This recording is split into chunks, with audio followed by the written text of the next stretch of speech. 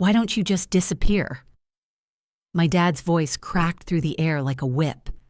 I froze mid-sentence, the words I'd been holding slipping away. From across the table, my younger sister Riley leaned back in her chair, a smirk tugging at her lips. Yeah, we'd be better off without you, she added almost casually, like she was commenting on the weather. Something inside me went very, very still. I didn't argue. I didn't cry. I just stood, walked to the hall closet, grabbed my coat, and stepped out into the cold night. No one followed. The next morning, sunlight spilled through the blinds of my friend Tara's spare bedroom. My phone buzzed on the nightstand. 13 missed calls. 8 from Dad, 5 from Riley. I stared at the screen, my stomach tight. Whatever they wanted, it wasn't going to be simple, and I wasn't sure I was ready to hear it. I didn't go home that night. Instead, I stayed curled up on the couch in Tara's apartment, my coat still on, staring at the muted TV until the infomercial hosts blurred into static. Tara didn't press me for details. She's known me long enough to tell when I'm not ready. She just left a blanket and a glass of water within reach and went to bed. I thought about the past 3 years, how everything had slowly shifted after Mom died. Back then, it was just Dad, Riley, and me trying to figure out how to breathe again. We were a team. We ate dinner together, watched movies on Friday nights, argued about chores and homework like normal families do.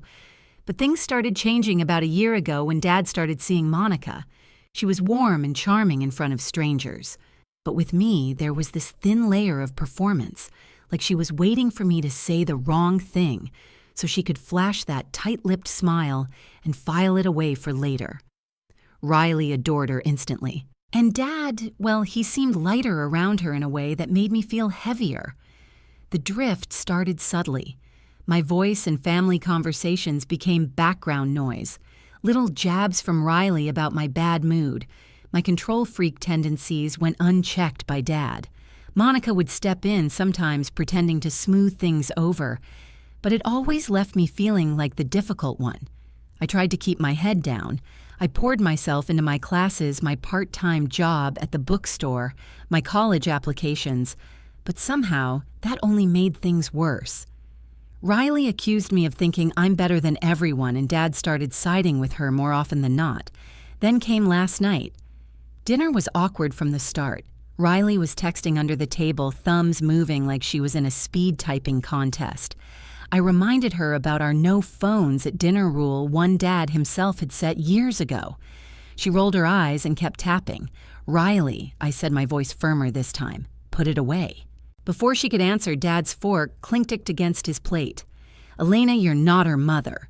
Let it go." That should have been the end of it. But Riley, smelling victory, decided to push. "Why don't you just disappear?" she said, grinning like it was a joke only she got. I barely had time to process before Dad snapped, "Yeah, maybe we would be better off without you." It wasn't the words alone. It was the look in his eyes. Cold, final. So I left. Now in the morning light, those 13 missed calls feel like landmines waiting to explode. My thumb hovers over the voicemail icon, but I can't press it. Not yet. Because deep down, I know last night wasn't the start of anything. It was the ending I've been trying not to see. If I'm being honest, the fight didn't come out of nowhere. The whole week had been a slow boil. It started last Monday when Dad called a family meeting in the living room. Monica was there too, perched on the arm of his chair like she'd earned the right. The topic: Riley's slipping grades. Her math teacher had emailed home about missing assignments, but instead of facing it, Riley rolled her eyes and blamed the teacher for being out to get her. I offered to help just a couple hours after school. Go over the homework together. Riley used to take me up on that all the time, but this time she crossed her arms and shot back. "Stop pretending you care. You're just looking for another reason to boss me around." Dad didn't say a word. Monica sipped her tea. I remember feeling the shift like I'd just been shoved off some invisible cliff and left hanging. By Wednesday, things had gotten worse. I came home to find dirty dishes piled in the sink. Riley sprawled on the couch, scrolling through her phone. I asked her to rinse the plates so I could load the dishwasher, and she made a big show of banging them around like I just asked her to scrub the entire kitchen floor with a toothbrush. Dad walked in halfway through and immediately told me to ease up on her. She'd had a hard day. It was such a small thing, but in that moment, I realized I'd stopped expecting him to have my back. Friday, Monica suggested a fun family dinner to clear the air. She made reservations at a place downtown Dad liked. I thought maybe this could be a reset. Maybe we could all just breathe. But Riley was already tapping away on her phone when we sat down, thumbs flying like she was live tweeting the entire meal. I tried to ignore it, but when the appetizers came and she still hadn't looked up, I leaned in. "Riley, put your phone away," I said, keeping my tone even. She didn't look up. "I'm in the middle of something." "You can finish it later," I replied, softer this time. That's when Dad's voice cut through. "Elena, she's not a child. Let her be. I could have dropped it. I should have dropped it." But the week had been too long and the resentment too heavy. "You set this rule, Dad, no phones at dinner." Remember, Riley smirked like she'd been waiting for this exact moment. "Why don't you just disappear?" The words didn't sting right away. They hung in the air like smoke curling into my lungs. Before I could respond, Dad delivered the gut punch. "Yeah, maybe we would be better off without you." The table went silent except for the hum of the restaurant. Monica glanced between us like she was watching a tennis match. My hands felt too heavy to lift my fork, so I didn't. I slid back my chair, stood up and left. No shouting, no scene, just the dull thud of my boots on the tile as I walked out into the cold night. I didn't know where I was going, only that I couldn't go home. Not after that. The morning light in Tara's apartment was softer than the one at home. There it always seemed too sharp, bouncing off the white walls and making every flaw stand out. Here it filtered through gauzy curtains almost enough to make me forget the night before. Almost. The 13 missed calls still sat on my phone like a row of warning lights. I didn't listen to the voicemails. I didn't open the texts. Instead, I made coffee, thanked Tara for letting me crash, and told her I needed to swing by the house to grab a few things. She offered to come with me. I told her no. I wanted to face it alone. The drive felt shorter than usual, though my stomach knotted tighter with every street I passed. Pulling into the driveway, I noticed Dad's truck was gone, but Monica's silver sedan sat in its usual spot. The first thing I saw when I stepped inside was the living room wall. It used to be cluttered with framed photos. Holidays, school events, the three of us smiling, like we had nothing but time ahead. My graduation picture was gone. The family trip to Arizona still there, but my body had been neatly cut out, leaving an awkward gap between Dad and Riley. I moved closer, scanning frame after frame. Every single photo with me in it had been altered or removed entirely, even the little 4R6 from the county fair. The one Riley begged me to print because we'd won matching stuffed bears. The coffee in my hand went cold. "What the hell?" I whispered, more to the empty room than anyone else. That's when Monica appeared in the doorway holding a laundry basket. She froze for a fraction of a second before plastering on a smile. "Elena, you're home. Not for long," I said, keeping my voice flat. "Where are the photos?" Her smile tightened. "Your dad thought it might be best, given how tense things have been. Best for who I shot back." Before she could answer, a faint vibration came from the hallway in my old bedroom. I followed the sound and found my desk drawer half open, my jewelry box tipped over. A couple of my mother's rings were missing. I spun around. "Monica, where are my things?" She shifted the basket to her other hip. "You'll have to ask your father." Then, as if on cue, her phone buzzed. "Excuse me, I have to take this." She disappeared down the hall, her voice dropping to a whisper. I stood there scanning the room like it might give me answers. That's when my phone chimed with a new message from Mrs. Dempsey next door. "Saw a man at your place last night after you left. Tall, dark jacket. Thought it was your uncle." Uncle, I didn't have an uncle. At least not one who visited. A cold feeling crawled up my spine. I looked at the empty photo frames, the missing jewelry, and the unanswered calls. Something was happening, and I had a sick feeling I was already too late to stop it. When I left the house, the air felt heavier, like the sky knew something I didn't. I drove aimlessly for a while, ending up in the parking lot of the bookstore where I worked weekends. I didn't go inside. I just sat there scrolling aimlessly through my phone until Tara's name lit up the screen. "You're not going to like this," she said without even saying hello. "I just ran into someone who says he's your uncle." "My what, Mark?" She continued, tall, dark jacket, salt and pepper hair. "He said he hasn't seen you in years." The name hit me like a stone dropped in water, sending ripples through old, half-buried memories. Mark was my dad's younger brother, or used to be. I was a kid when he vanished from our lives, but I still remembered the fights, the whispered arguments about the money, and how could you do this to family? Mom never spoke his name after that. "What did he want?" I asked carefully. "He was asking if you still lived at home. Said he had a business opportunity for your dad and Riley. Kept talking about getting the whole family involved." My hands tightened on the steering wheel. "Did you tell him anything?" "Of course not," she said. "But Elena, be careful. There's something about him I don't like."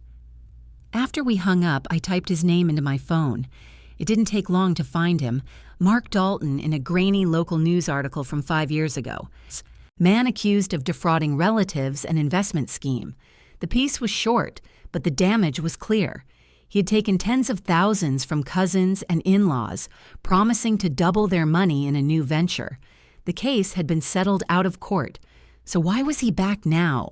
And why was he suddenly so interested in Riley? By the time I got back to Tara's, she had 2 mugs of tea waiting and a laptop open.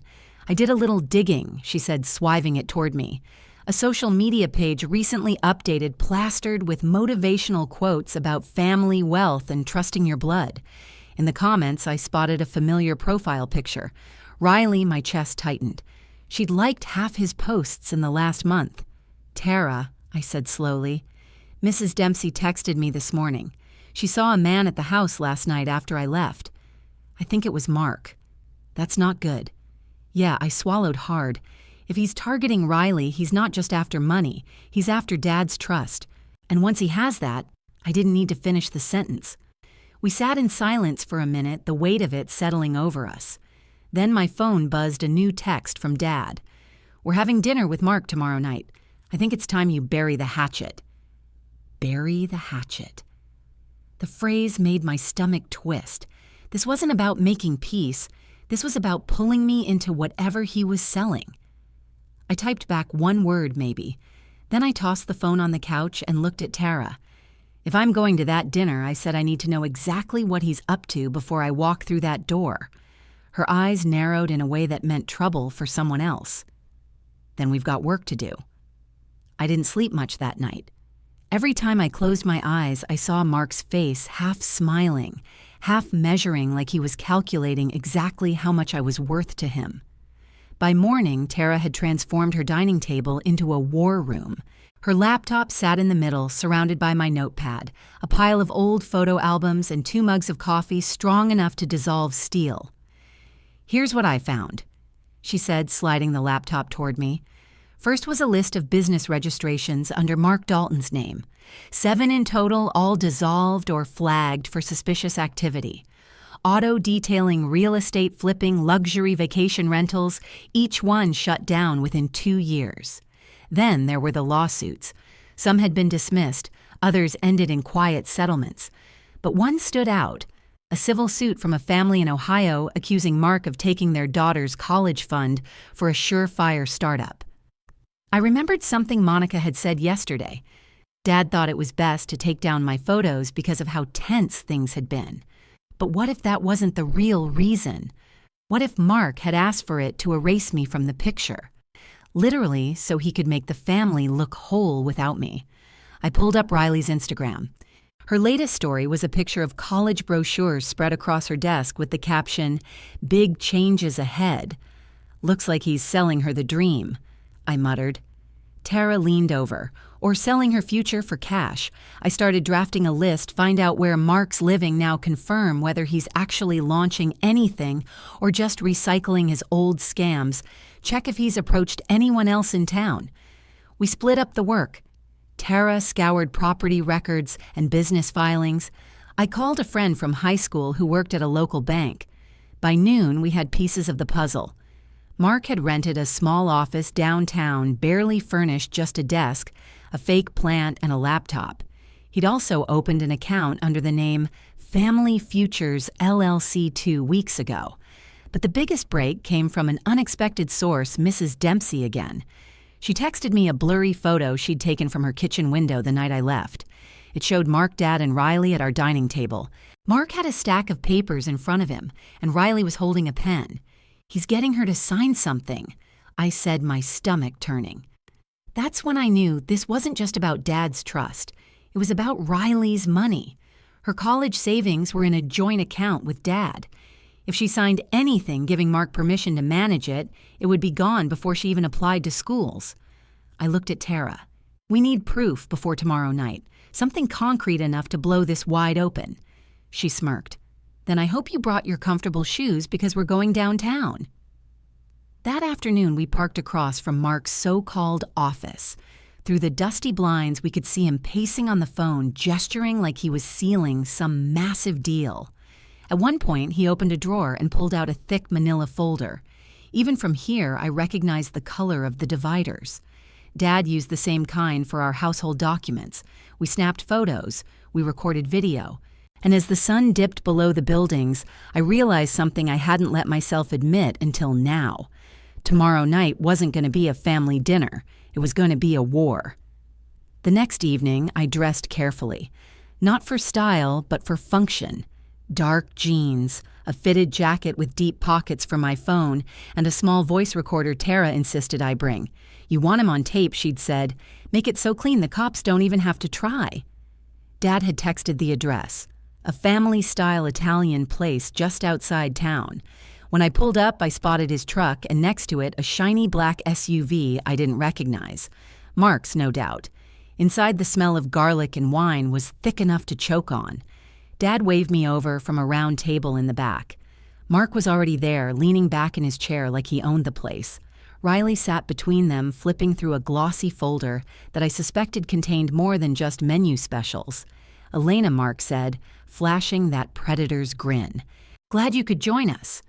I've been telling your dad it's time we all move past old grudges." I slipped into my seat, meeting his gaze without blinking. "I'm here to listen." Dad's expression softened like my presence alone meant progress. Riley looked relieved, which made me angrier, because relief meant she still trusted him. The waitress came, took drink orders, and left us in the hum of clinking glasses and murmured conversations. That's when Mark leaned forward. "I've got something big, something that could set this family up for life. It's called Family Futures LLC. We're talking high-return investments in cutting-edge green tech, the kind of thing you can't just Google." He chuckled like that was charming. I let him talk, let him spin his web about limited openings and trusted insiders. He even slid the folder toward me. Inside were pages of projections, all in flashy colors, but with numbers that didn't add up if you looked too closely. At the back was a contract pre-filled with Riley's name and Dad's signature line. Riley glanced at me nervously. "It's just an investment, Elena. Uncle Mark says it's guaranteed." I took a slow sip of water. Guaranteed. Like the vacation rentals in Ohio or the real estate flip in Nevada. Mark's smile faltered. "Those were learning experiences, right?" I said, pulling my phone from my pocket. "Because I learned something too. That you've been sued in 3 states, that you drained another girl's college fund 5 years ago, and that you've already set up a bank account for this LLC with only your name on it." Dad's brow furrowed. "Elena, no, Dad." I cut in my voice, shaking but loud enough to carry. "You need to hear this. He's not here to bring the family together. He's here to take everything from Riley the way he's taken from everyone else." Mark laughed, but it was brittle. "You've been doing some snooping. Cute, but you don't understand." I hit the record button on my phone. Then explain why Mrs. Dempsey saw you at our house the night I left. Explain why you were getting Riley to sign papers when Dad wasn't home." Riley's eyes darted between us. "Uncle Mark, is that true?" He didn't answer. Instead, he reached for the folder, but I put my hand on it first. "Not tonight." That's when Tara's backup plan kicked in. From the corner of the restaurant, 2 men in plain clothes stepped forward. Detective Harris from the county sheriff's office and a state investigator Mia's contact had tipped off. Mark Dalton Harris said, flipping open a badge, "We need to talk about some financial activities you've been involved in." Mark tried to stand muttering about a misunderstanding, but Harris was already sliding the folder into an evidence bag. The state investigator retrieved my phone, checked the recording, and gave me a small nod. Dad looked stunned, his mouth opening and closing like he was trying to form words that wouldn't come. Riley's face was pale, her hands clenched in her lap. As they led Mark toward the door, he turned back, his eyes locking on Riley. "Sweetheart, don't let her turn you against me. I'm your family." Riley's voice was barely above a whisper, but it was steady. "She is, too?" The door closed behind him and the room seemed to exhale. I leaned back in my chair, my pulse still pounding. "Dad," I said quietly, "I told you I was here to listen. I just wasn't listening to him." The restaurant felt strangely quiet after Mark was gone, like the air had shifted. The clinking of glasses and low hum of conversation returned slowly, as if the other diners weren't sure it was safe yet. Dad sat back in his chair, rubbing his temples. "Elena, I don't even know where to start. Try with thank you." I said softer than I expected. My voice was tired, not sharp. Riley was still staring at the empty space Mark had left behind. I didn't know she whispered. "I swear, Elena, I didn't know he was lying." I turned to her. "I believe you. He's good at this. Too good. But you can't just trust someone because they share your blood." She nodded, tears spilling over. He made it sound like we'd finally be a real family again, like things used to be." Dad let out a long breath. I wanted to believe that too. I guess I let that cloud my judgment. He looked at me, then eyes heavy with guilt. "I sided with him and with Riley when I should have been listening to you." For a moment, none of us spoke. The waitress brought the check, but Dad waved her away. "Keep it open. We need dessert." It was his awkward way of saying, "We're not done here." Over tiramisu and coffee, I told them everything, how Tara and I had tracked Mark's businesses, the lawsuits, the bank account in his name. I even played the recording for Dad, letting him hear Mark admit to past learning experiences in his own words. By the end, Dad's face was set in something harder than guilt. It was resolve. Tomorrow, he said we go to the bank. I'm moving Riley's college fund somewhere safe. Riley gave a small, grateful smile, and maybe I should stay off Instagram for a while. When we left the restaurant, the night air was cool and damp, the kind that smells faintly of rain. Dad offered to drive me back to Tara's, but I shook my head. "I'll walk. I need some air." Riley surprised me by slipping her arm through mine. "Can I walk with you?" I hesitated, then nodded. We didn't say much, just let the quiet settle between us. Halfway down the block, she spoke. "Remember when we used to get ice cream after my soccer games, even if we lost?" "Yeah," I said, smiling faintly. "Can we do that again sometime?" "Yeah," I repeated, and this time it felt like a promise.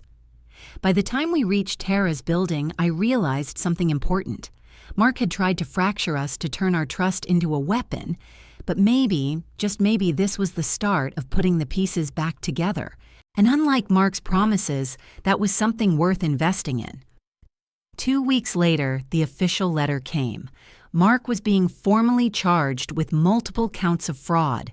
The detective told us my recording, and the folder from that night had been the nail in the coffin. Dad closed Riley's old joint account and set up a new college fund that only she could access when she turned 18. "This is yours," he told her. "No one touches it, not even me." Riley's smile was small but real. She'd started coming by my room more often, sometimes just to sit and scroll on her phone while I worked on homework, other times to actually talk. One Friday night, Dad suggested we cook dinner together. His famous spaghetti sauce, the one Mom used to make. We laughed over burnt garlic bread and too salty pasta, but it felt good. After dinner, Riley grabbed her jacket. "Ice cream?" she asked. I didn't even hesitate. "Yeah." We walked down to the same shop from years ago. The owner still remembered us, still called me the quiet one. Over mint chocolate chip and rocky road, Riley leaned against the table. You know, for a while I thought family just meant who you're related to, but I think I get it now. I smiled.